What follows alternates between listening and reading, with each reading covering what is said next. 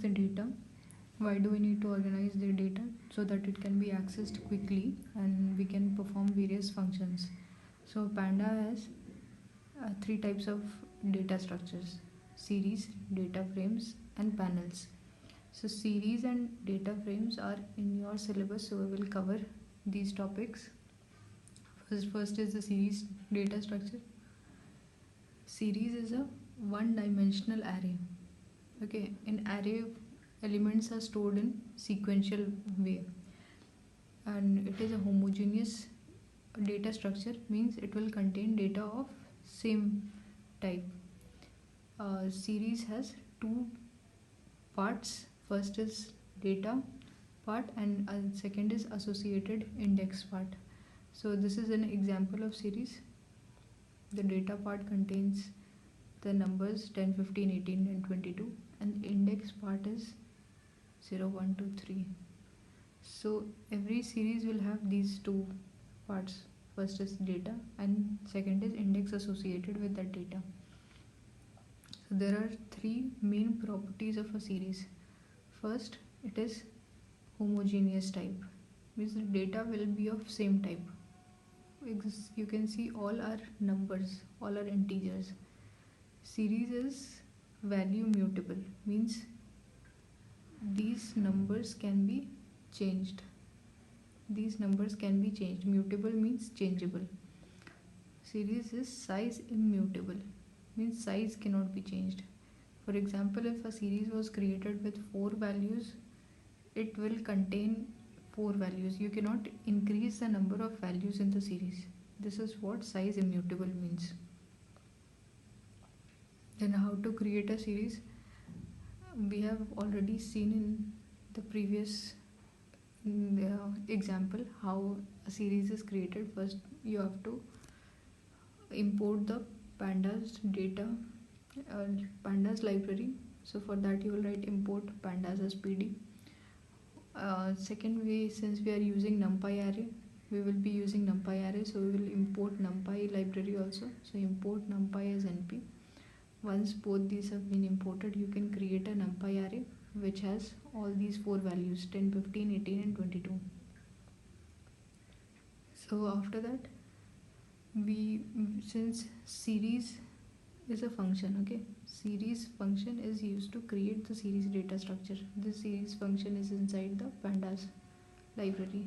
So we will write pd.series and we will pass this array inside the series function, and finally we are printing s.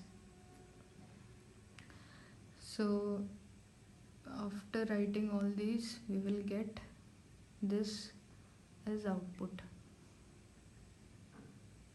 The list that we passed became the data part, and by default it got some index. The default index will always start from 0 and will increase incrementally by 1. So next example is how do we create series with index values which are not default. So in the previous example, the index values were default starting from 1 to 3. In this we want some index value which are not 0, 1, 2, 3. We want some to give ourselves some index values. So for that, all the previous statement will be same.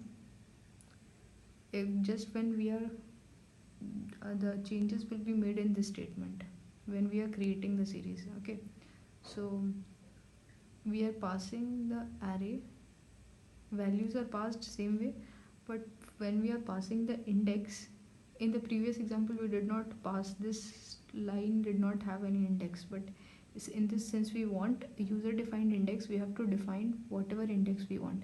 So we are defining the indexes first, second, third, fourth. So these will be set in the index position. So here you can see we are getting the index 1, first, second, third, fourth, and data as ABCD. So this is an example of series which has user defined index as well as values. Now creating series from scalar value. If we want a single value with different indices? So in this example we see that the value 50 has been passed means only one single value is there, but index we have passed how many indices? 1 2 3 4 5. 0 to 4 means 5 indices, so this 50 will be repeated 5 times and the index will be created as specified. Now creating a series from dictionary. In dictionary, it has some, every dictionary has some keys and some values. Okay, so the keys will become the indices. So all these keys will become the indices and the values will go in the value part. So this is what happens when we pass a dictionary to a series. So now see, this dictionary had name D. D was passed to the series. So all the keys became the indices and the values became the values of the data series. Head and tail function. There are two functions. These are very important. So whenever you use head function, what it will do is it will access the first 5 rows of the series. So if you have any series, say the name of the series in this case is S. So if you write S dot head, it will extract the first 5 rows of that series S.